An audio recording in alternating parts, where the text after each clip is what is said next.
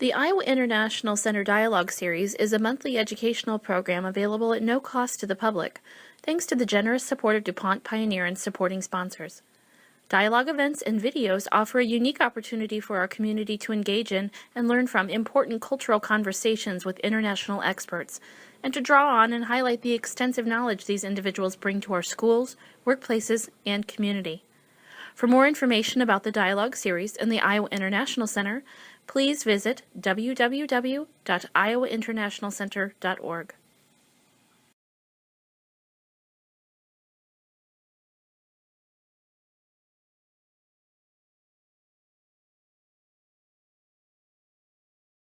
Thank you so much, Dr. Judy. We're honored to be here. My apologies, I was running a little late because I have a daughter who's sick and she's home and I had to get a babysitter, so I apologize about that.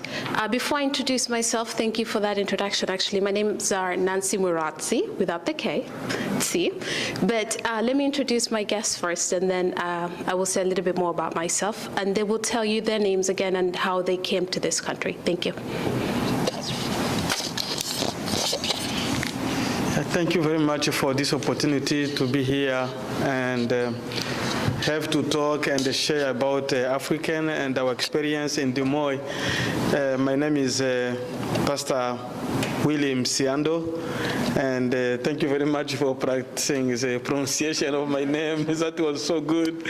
So I'm the founder and the senior pastor of the Living Word Evangelical Free Church in Des Moines, and I'm involved in helping so many refugees, especially from Central Africa, who decide to have Des Moines as their home. Thank you very much. Since it has become a tradition of standing up, that is, I think it is. My name is Francis Chan, and it looks very strange name. It's like a Chinese name, but I look different. I'm not a Chinese.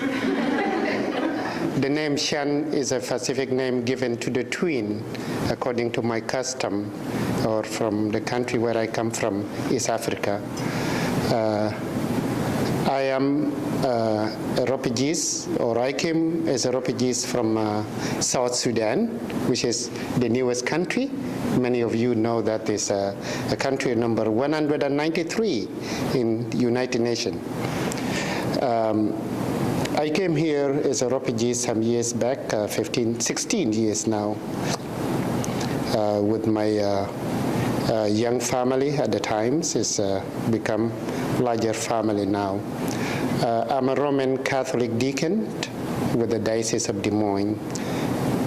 Thank you. Okay, thank you. So I guess we'll start with what's been happening in the news lately, Ebola, right? So the other day I was invited to speak with I think it's the Department of CDC, it's at the Po County, right? And they had just quarantined these people who had just traveled from Liberia. And this woman, she's about 72. She was complaining. She was like, oh, why did you have to quarantine me? And we were trying to explain to her because of she just recently come from Liberia. But she didn't understand it because she was like, well, because they kept on telling her, it's because you eat bushmeat that you got Ebola. And she's like, I grew up eating bushmeat, so you can't tell me I have Ebola, right? So anyways, besides that lady, I went to another meeting, and we were trying to educate people about a little bit about Ebola, the little that I know. I don't know much, but based on what I'm understanding, right? And this person said, oh, I want to discuss that African disease. And I said, what do you mean African disease? There's always this misconception that Africa is a country, when actually Africa, is a planet. So most of the time when we introduce ourselves as Africans, somebody will ask you something about a different part of Africa that you don't know. So I came up with some interesting ways of discussing this, because I don't really want to dwell too much on this, but just a basic map. They call this like the true size of Africa. So Africa is really huge. If you look at this map, United States fits in there, China fits in there, Eastern Europe fits in there, France, Spain, and India actually fits in there. So if you really look at it, most people just think Africa is just like the United States, the little piece. But it's very diverse. So what is practiced, like this is the southern part where South Africa is. What happens in South Africa and what happens in the north, completely different. Sometimes in the news you see they talk about Egypt, and then they say it's in the Middle East. Actually, Egypt is in Africa, right? So that's another misconception a lot of people don't realize. So what happens in Africa is this. We have very, very diverse cultures, and what happens on the east, we come from the east part. He's from central. We come towards this end, from this end. What happens this end and that end is totally different. We don't, sometimes even, it's like a new culture to us. What happens on the northern side, it's more Muslim. If you actually went there, you'll be like, whoa, are you sure we're in the right continent? And that's why when there was a lot of fighting in Libya, and I think it was about 2 years or so ago, everybody kept on saying that is Middle East, but really Libya is also in Africa. So. And then I kind of thought this was kind of cute. I wanted to come up with a fancy map, but I thought an 11-year-old would explain it better when it came to Ebola. This is a simple map, and it just says, you know, this is the map of Africa. So when everybody was thinking it was an African disease, or most people were saying it was an African disease, it wasn't everywhere. It was just on a little part of Africa, and it's right where you see the green and the red. So my understanding, based on what I am learning— You can use my stick. Oh, I can use your stick. Thank you, Francis. So I can point it. So there was a story recently in Des Moines about, I think, somebody who had gone to Uganda. Uganda is like right about here. And they were being told that they needed to be quarantined, and they're like, no, because really the distance between here and here, even from here to Texas or to New York, is still, it's great. The distance is like you're traveling like the whole of the United States plus. Remember the other map, a little India? So it's hard for Ebola to travel this way. Based on what I understood from the CDC, they assume that because way back in the day, we had Ebola in Congo, I think. And because of a bat traveled, I guess that's what they say, carried the disease all the way to West Africa. And just recently, I think as of last week, they said something about it was actually transmitted through a child. But it's not because the child ate the meat. I guess something else, but it wasn't because they ate the meat, because that was our understanding from the beginning. But anyway, so if somebody tells you, hey, you know, that Ebola, what's going on, just send them this map. I think it's very cute. It just puts them, it tells them, you know. So I think I've said a little bit about that. So, and then sometimes we always have in the news the story of the true Africa. What you see in the news is not really what we see as we grew up. We saw a very beautiful continent. This is, I'm not sure you can see it there, but there's a lot of green here. This is a place in Kenya. Can you guys see? I think the light is a little, the lights are too much. Should I take them off? Africa is very beautiful. I was talking, I usually go to the schools and I talk to the schools about African culture, and we were having an argument with this little girl. I think she's about 13, and she kept on saying, oh, you know, Africa is this, everybody in Africa is poor, and I'm like, no, this is what this is what you see. So I don't know if you can see the greens, but it's the door's closed out. Yeah, this. Together.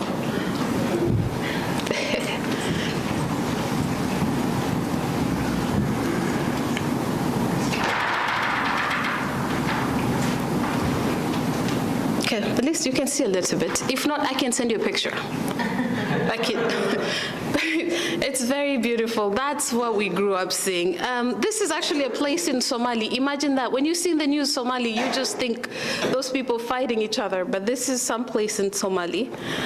This is, of course, Egypt. And that happens to be somewhere in South Africa. Isn't that beautiful? Because what we see on TV is just the usual, you know, like, and yes, we do have jungles, but sometimes we find ourselves explaining to people if we actually live around a jungle. We don't. And then this is somewhere in Algeria. Algeria is also part of Africa. This is actually in central part of Africa. Can anybody guess a little bit of where that could be? It's so beautiful. Somewhere in Central Africa. And that is Rwanda.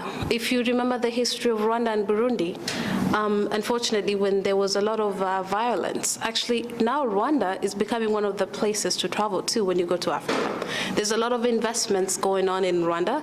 Education is just kicking, and especially when it comes to technology too. And this is just a picture of a random kid that I picked. I usually like looking at this picture because when I go out to talk to kids in school and I remind them, look at that, you can see a smile. When you see that, don't just think poor, think happiness. These kids are very happy. I have another picture here. You can't really see it, but there are boys who are playing soccer. Lately, I have been into technology, and what I'm realizing is that these kids are being given an opportunity that most kids here don't get. They get to explore their mind. They get to go out and play with kids, and they just get to be whoever. When we grew up, and Pastor Willy and Reverend Francis will tell you this, in the villages, we didn't have soccer balls. Do you know what we used to do? We would take plastic, you know, the plastic bag when you go to the grocery store and you buy the paper or plastic. We would take plastic and we would drop it and drop it and drop it until it... For the sock, and you put some clothes inside and then... Yes, tighten it. To give it some weight. To give it some weight. And that was our soccer ball. Imagine that. And there's still kids till today who still do that. So those are the beautiful memories, but when you think about it, it worked, right? In this year, you call it innovation, right? So this is another beautiful picture. Actually, this, I do a magazine once in a while, and this is one of the pictures that we took. This is one of my models, and back there's it's called a thorn tree. Those trees are pretty much in most parts of Africa, and I come from a place where we have a lot of giraffes. That's what they pretty much eat, the trees. They look kind of like tall and thorny. And then this people from Africa. This is a group in South Africa. Can you check the beadwork? Isn't that pretty? And the diversity of the women. And this, another beautiful beadwork. This is from Kenya. If you remember the map, South Africa is way on the south. We're way up on the east. I come from Kenya. Those women are from Kenya. And these are beautiful women from Ghana. I just wanted you to see the different diverse culture. Even though it's different, you can kind of tell, you know, like with the beadworks, they're different, but we're still the same people. We do celebrate culture. This is, it was during a wedding. And this is a beautiful woman from Algeria. And I think that's an actor somewhere in Africa, either Libya or Tunisia. I think it's from Tunisia. And then this guy here, this guy also is an African. So when you really look at who is African, it could be anybody. It could be me, it could be this guy. We have one very prominent person in Des Moines who actually is an African native. His name is Suku Radia, if you know Suku, originally from Uganda, educated in Kenya. So we're here to discuss just the diversity of our people, and also to tell you a little bit of the people that we have here in Des Moines. In Des Moines, we have close to 15,000 Africans, and that is a number that most of the time it's not discussed. We have Sudanese, based on a study that was actually done at University of Northern Iowa. It's estimated that just in Des Moines alone, we have about 8,000 Sudanese. And based on the Liberian Association, it's estimated they have about 3,000, and that number is growing. Most of them came here as first generation. They were just migrated here, and we're having second immigrants that are coming in because they're moving from different cities. By this time, it will be Yes. Sudanese and Southern Sudanese. Yes, but yeah, by now, because we have Southern Sudan and Sudan, so I would just still consider you Sudanese, right? And then we have the Somalis. The Somalis, this is a recent number. This is really growing because most of them are migrating from Minnesota to Des Moines. Then we we do have also the population from Burundi, Congo, Eritrea, Sierra Leone. We have some Nigerians, Kenyans, and so many others in the city. Sometimes those numbers, you don't get to see them because in the state of Iowa, we are also considered as African Americans. So our numbers will be censored in that. And most spoken languages that we have in the city, number one would be Arabic. Then we have Swahili. Then we have Somali. We have Kunama or Tigrinya. I think those are from Tigrinya, yes. Spoken in Ethiopia and Eritrea. Yes, so that's spoken in mostly that. We have Kirundi, which I didn't list that much because most of them would actually speak Swahili. And we also have Kibembe, which is becoming very popular right now. Pastor Willy speaks Kibembe. So before we go back to discuss other things, I just wanted Pastor Willy and Francis to tell you a little bit of how they came to this country and why they came to this country.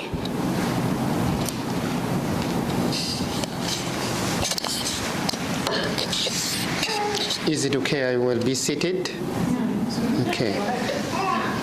Or maybe just a little bit to get some sense so that I can see the picture also, because she will be playing some picture there. Possible, I would like really to send my sincere appreciation to the people of the United States, and in particular, the great states of Iowa, who have given me back my dignity when I came to this country. 15 years ago, I do not know myself where I was heading. But thank goodness for the people of goodwill who have given me an opportunity to come to this beautiful city of Des Moines. I was not aware where I'm going to. I was given a ticket and a little bag written on it, IOM, International Immigrations something. And then I met somebody at the airport. I think they did look at my bio and they found out that I was a Catholic by faith. And a great woman of faith by her name, Sister Patricia Scheer, met me at the airport. And she introduced me to my second home, the church. And from that time, I did build up a good relationship with her.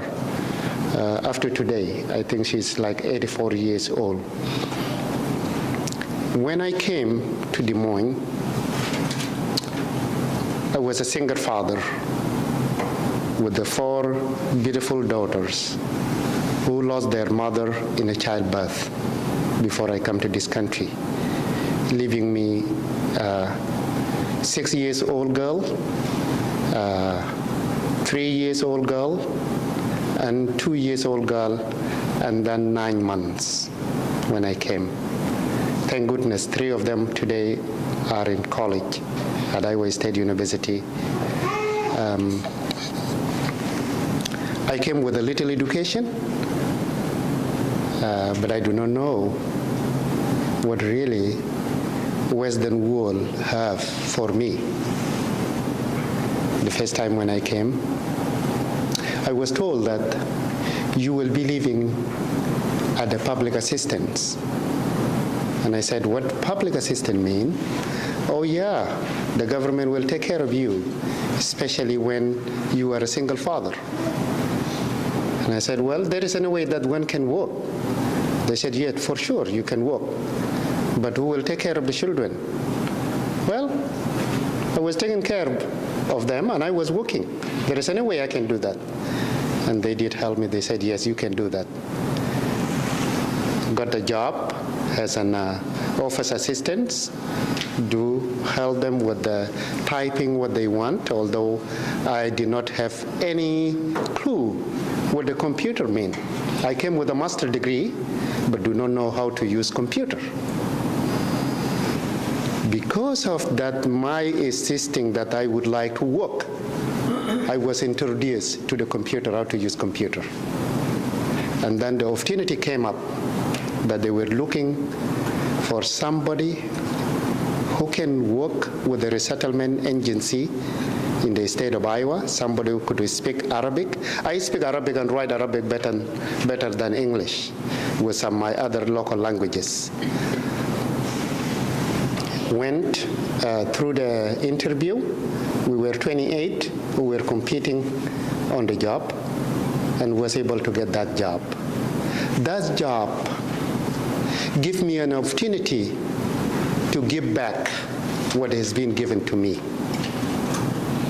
Part of my job was meeting every single refugee who is coming to this country, starting at the airport, after when I prepare their apartment where they will be living, and after that it start next day by taking them to Social Security office, help them to apply for the Social Security number, which is they were not aware of, and then the journey start with these folks who are coming to Iowa. Those people, they brought something with them, including myself. Do you know what have I brought to this country?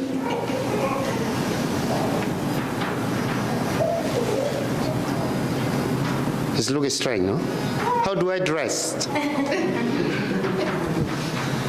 Well, some will say that he's having weapons in his hand. Give me my stick, please. Because I can use it at any time now if the violence interrupt here. But I will not be using it. I brought my culture with me. That culture is not only the dress I have. It's the way we have been brought up. In our culture, a man in his age cannot be called by his name. Even if I do not know him, who is he? A lady in her age cannot be called by her name, even if I do not know where does she come from. If it is a little girl, she will call her auntie. If it's a young man, he will call you uncle. If he knows the name of one of your children, he will be calling you by your son or your daughter name. That is the traditions, that is the culture. Father of so-so, mother of so-so. Correct. If I pass by anybody that whom I do not know, I must give a respect to that person. One of those respect is making sure that you greet that person and ask if there is anything that you could do for them, especially when they are elderly. We came to this country with nothing. In a term of materials. But we came with love of one another, the love of humanity, regardless how they look, which language do they speak, it doesn't matter. This state of Iowa has become a home of many different nationalities. And if I could take you back a little bit to my second home, church, where I minister on Saturday and Sunday. We have several different nationalities, about 7 different nationalities. And please, if there is any way that you could play the map of Africa. Oh, this is one of wonderful of them. My first time to meet this man who is from Gambia, isn't it, or Senegal? Senegal. It was 2 years ago when an African young scientist was given an award by the World Food Prize here in Des Moines, Iowa. He used to be the head of the Department of Health here. I learned that he moved to Wisconsin for the better job. If you could put back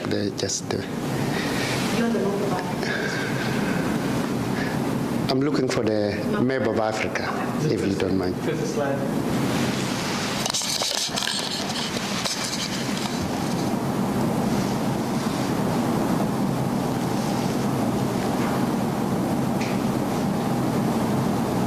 Thank you. As Nancy explained, I think I and her, we come from East Africa, somewhere here.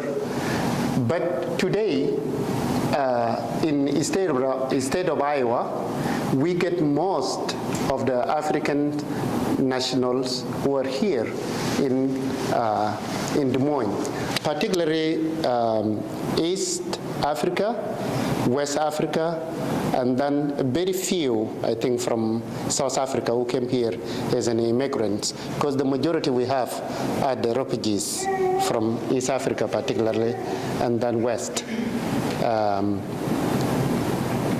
We brought something with us also. Of course, nobody, although it has been said that not only the food man can rely on, but food it is important too.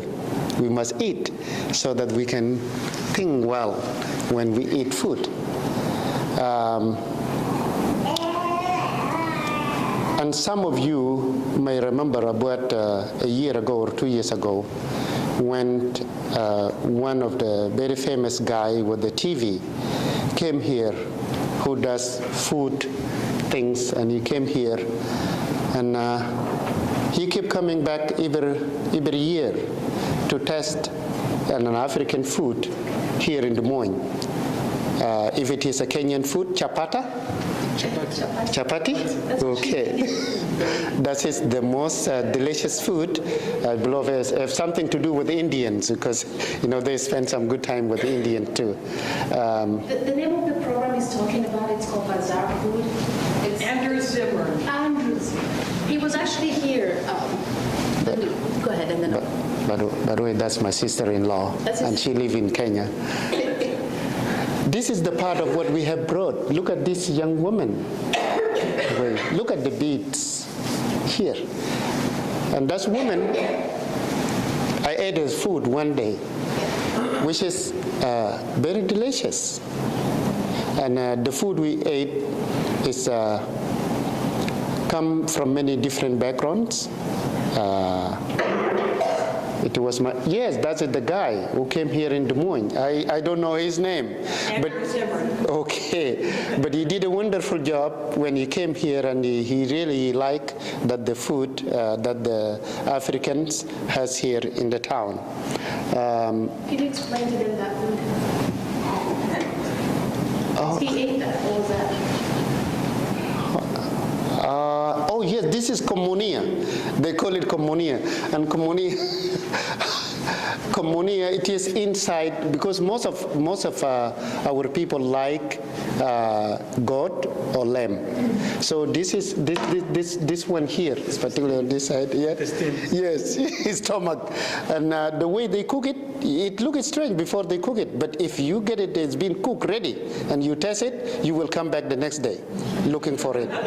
It's one of delicious food, and that is why I think the man kept coming back to Des Moines.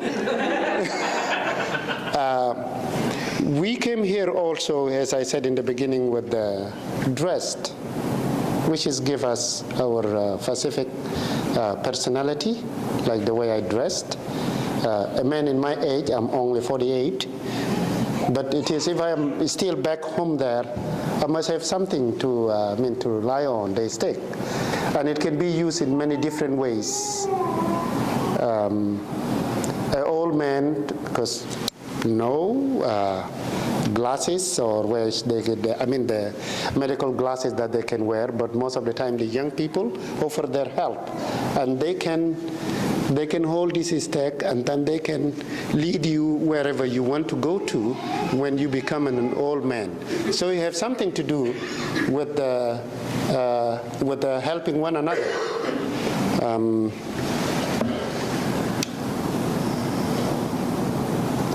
One of the tradition also for us, in order to keep our personality in this country, is that every year on the 4th of July, the majority of most of the refugees, I don't know what the other nationalities, but the group I come from, we are called Lua or Shuluk. In every year, we come together in one state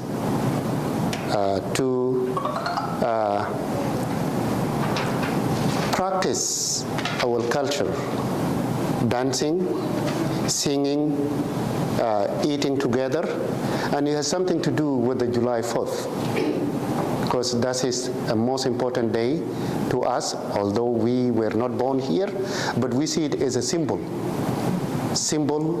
of freedom, symbol of the dignity of the human being. That is why the group I come from has chosen that day that we could come together. Last year it was in Omaha, Nebraska. I'm sure this year it will be in Nashville, Tennessee. And I'm talking here about over 3,000 or 4,000 people coming together one time a year on the 4th of July. At the end, I would like to say again, you Iowans, I do love you. Thank you for the opportunity.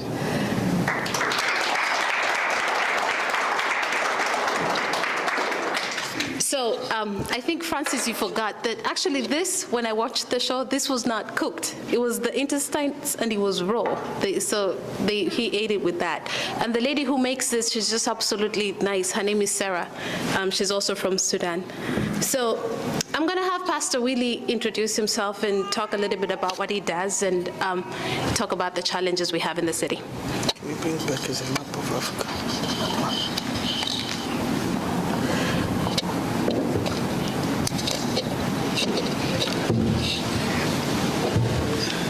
As I introduced myself to you at the beginning, my name is Wilondja Msuiando, and I go by Willy. I'm from the Democratic Republic of the Congo, former Zaire. The Congo, it's right here. It's a bigger country in the Central Africa. We usually call Congo as the heart of Africa because we are right at the center of Africa. And this is Central Africa. And Nancy is from somewhere here, Kenya, Uganda, Rwanda. This is East Africa. And down here, we have Southern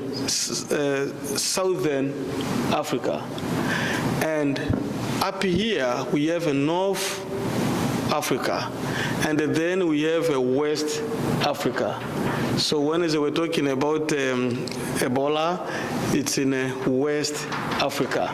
So that's how Africa is divided. My country is the third biggest country in Africa after Sudan right here, and Algeria. So I came to this country first of all, because of the war in my country, the Democratic Republic of the Congo. The war broke out in my country in 1996. Up to now, that war has taken lives away of 6 million people right now. From 1996 up to now, 6 million people have died because of that war. So when the war broke out, we were facing so much insecurity problems, and that 4 years later, after hiding ourselves in a bush and under the rock and several dangerous areas, you don't know what you're gonna sleep with, maybe on top of snake and things like that. So I had a fear about my life, the life of my wife, and the life of my children. So after years, after the war broke out, I decided to run away from my country. Because when there is smoke, only one solution is to run away. So I decided to run away. Now, I went from my country, then I crossed Tanzania, and I went all the way to Mozambique. It's right here. I lived in Mozambique for 5 years as a refugee. I was teaching there, I got the opportunity to teach. I started teaching in a refugee camp, and then Mozambican government hired me as a math and a physics teacher. So I was working there and also working, doing the work of God as a church planter. I planted in Mozambique 29 churches in 5 years. But life in a refugee camp in Mozambique was not easy as well. That's why I was relocated to Des Moines. As Brother Francis said, when you are coming from a refugee camp and you are going somewhere, you go somewhere you don't know. They just give you a ticket, then they tell you go. So wherever you go, at the airport, there is someone always who will help you. They communicate and they make the system in place in order to help people. At each single airport, you will meet someone who will show you the way, the gate, and what you can do, until you reach at your destination. So I came here through Russian Refugee Services, and I'm really happy to be in this wonderful country because we have so much peace in this country, and kids are getting good education, and I'm sure that their life will be much better than the way they were living back in Africa. When I came here, as I said, I was received by Russian Refugee Services, but 3 months later, they said we can start living on our own. With a struggle of language barrier, with a struggle of culture, different culture, everything different, environment different, most of things different. It was not easy for me to adjust myself to this neighborhood. So I struggle. After 3 months, you can now live on your own. I didn't know language. So I came, that was the fall of 2005. I couldn't speak English. So 3 months, you live on your own. It was really very hard. We appreciate the way we were received, but we would like resettlement agencies to help people a little bit more, some days, to help them how to live in it, to adjust themselves to this neighborhood. So when I struggled that way, my life became better when I met a friend called Nadia Jequis at the Des Moines University Clinic. I took my sons there for shot, and it was snowing, and I got a ride from visiting the nurse services.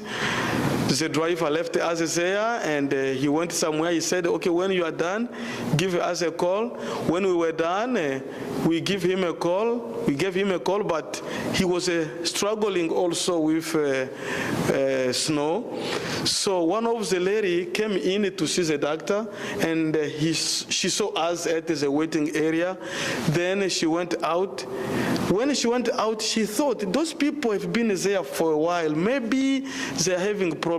She came back and said, can I help you? Then we said yes. So she gave us a ride back home. And that's when we started friendship. She took us to the Johnson Evangelical Free Church, and that's where I had the contact with the E-Free Church. So in 2007, 2 years after I came here, we started receiving more refugees from Central Africa, and I was now established. Then I decided to help my fellow refugees when they come, so that they cannot suffer the same way we suffered. We had a transportation, so we had to help them shopping, enroll the kids in school, teach ESL, doing a lot of stuff. Because some people come from refugee camps, they never see most of items here. I remember one family that came, and so the caseworker thought maybe they knew everything, and they were left in the apartment. They had some food in the refrigerator, and the lady had to cook. But she didn't know that she could turn water on from the sink. So she went in the bathroom, she saw water in there. She said, "Oh, is this water enough for me to cook?" So she went down the stairs in the basement. There was another bathroom with a little water also in it. So she started scooping that water, and she cooked food. Then the husband said, "But this food is so little. How are we gonna feed this big family?" Then the lady said, "Yeah, because we don't have enough water. I scooped all water that we had." Then the husband said, "What? You didn't see the water?" Said, "Yes," because the husband was sleeping when the lady was cooking. But now they were eating. But then the lady went to show the husband where she scooped the water from, but toilet. Then his husband said, "Oh, this is the toilet." So all those things are very hard that the refugees need really help them, teach them. This is how refrigerator work. This is how the land mower work. This is how snowblower work. So many things. This is how you flush the toilet. This is how you can take shower. So we decided to start helping our people so that they cannot suffer the same way we suffered. And we help with English as a second language, ESL. We help with after-school tutoring for our kids. We help with computer literacy, and the nurse is one of involved with our kids, helping them about coding.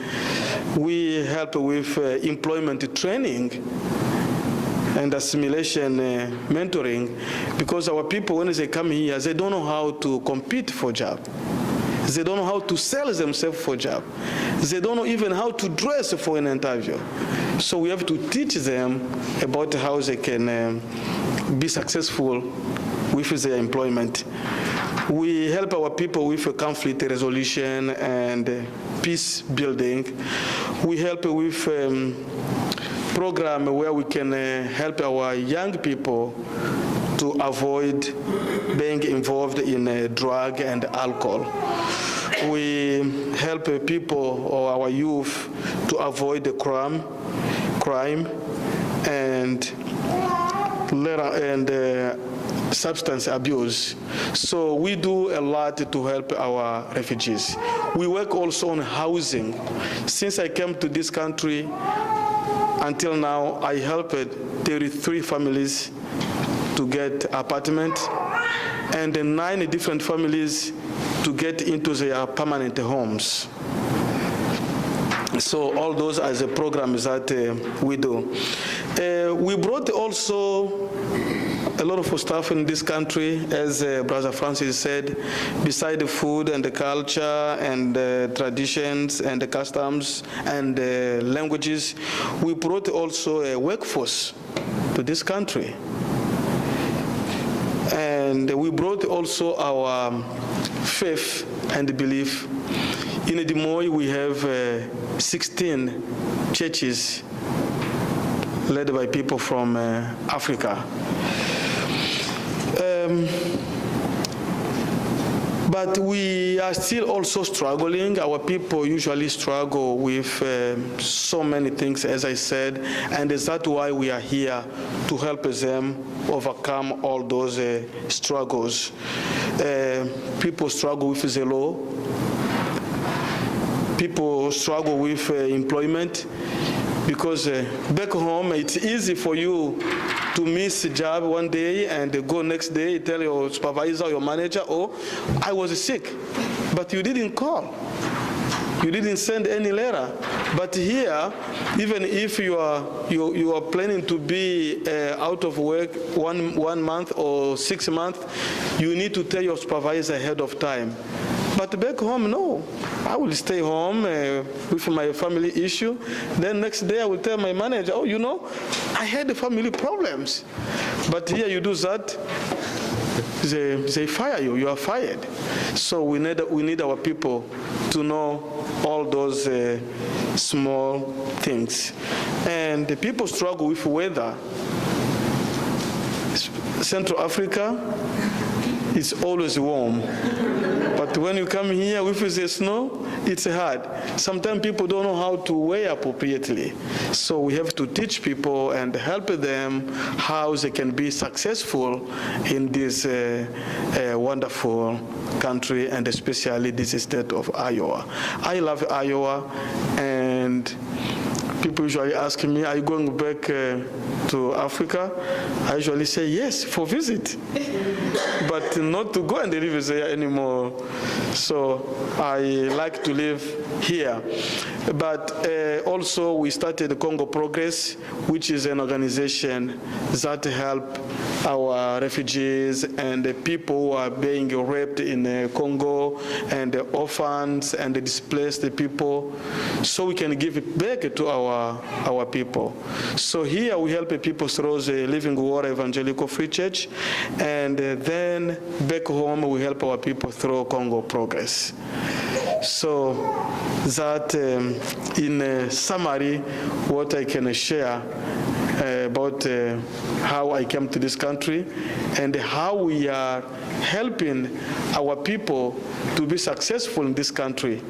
We help each individual we work with to be a productive member of the community and support themselves and support their families and the community. Thank you very much. Thank you so much. So I'm just going to go a little bit about education and youth.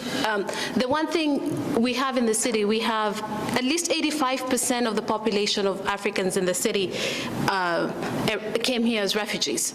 And I would say around about 85%, maybe 10%, actually would be literate. Most of them are very, very illiterate. Some of them are so illiterate in their own language. They don't even know how to write their names. They don't even know how to write their names. So that is a big challenge because, and I want to say thank you for Iowa International Center. They're the only program that understand when you're providing ESL, you have to measure the level of illiteracy for that person because everybody's different. So thank you, Dr. Judy. So we have some very, very well-educated Africans as well. I am sure if you were in an accident today and you went to Iowa Methodist, there's a Dr. Tonui, Iowa Methodist, is it Methodist, I guess? Yeah. You need to point now. There's a Dr. Tonui there, he's a neurosurgeon. We also have a pediatric surgeon over there, his name is Dr. Bucci. We at Marcy, we also have Dr. I think Gishana or something like that. So we do also have a gynecologist, Dr. Kamala. We have some very well-educated Africans in the city. So in terms of education, my focus has been that in the last few years to make sure that we're providing opportunity for this families to do better. Because if we ignore the fact that most of our families are illiterate, we're going to be ignoring a whole lot of generation of kids. Most of the kids that I have a program, it's called Pi 515, and Dr. Judy talked a little bit about it. What we're trying to do is actually using technology to solve big problems. We have a huge refugee problem in the state of Iowa. And unfortunately, everybody is all about funding, give me money, but really the problem exists and nobody's doing anything about it. So I have taken a risk, taken like a whole year to do this. No pay, nobody in my team gets paid. We meet with amazing kids every other Saturday for about 3 hours. We teach them how to program computers. I have a very good team that works with me. They travel all the way from Ames. My belief is this. There's an African proverb that says the best way to eat the elephant standing in your path is to cut it into little pieces. That means that the best way to solve a problem, you start little by little. And when you start little by little, for me, programming is the best way. to solve problems. So what we are trying to do is teach these children, let's look at the problems we have in the city. What can you do to solve it? We encourage volunteering. As of right now, we've had over 500 hours of combined volunteering hours, which I think is pretty good. We've come up with a very interesting project, and we're going to teach them we're actually going to create a website. It's going to be multilingual, and this website is going to be geared specifically to their parents, teach them how to find local jobs. Right now, most of them work an hour away. When they work an hour away, what happens is that they're gone all day, they come back late. If somebody has 12 kids, chances are they're not going to be able to do it. Maybe short so we can give the time. Okay. So we can give time for questions. Yes. So anyways, so that's what we're trying to fight. And we have some amazing businesses in the city. We have some amazing successes. The taxi company will just be one of my amazing success stories that we have. I remember when we were trying to fight to start our African small taxi, I didn't know it would grow to what it is now. Chances are you'll see something else that is not yellow cab out there. We have about 4 African restaurants. We have a lot of grocery stores right now. We have about over 20. And so when we were here today, I hope we've left you with the impression to rethink when you have when you're dealing with an African. Just rethink, partner with them. We're not expecting anything. Just partner with them, work with them, and you'll be amazed at what successes can come out of it. I just want to say thank you. And if you have any questions, please feel free to ask.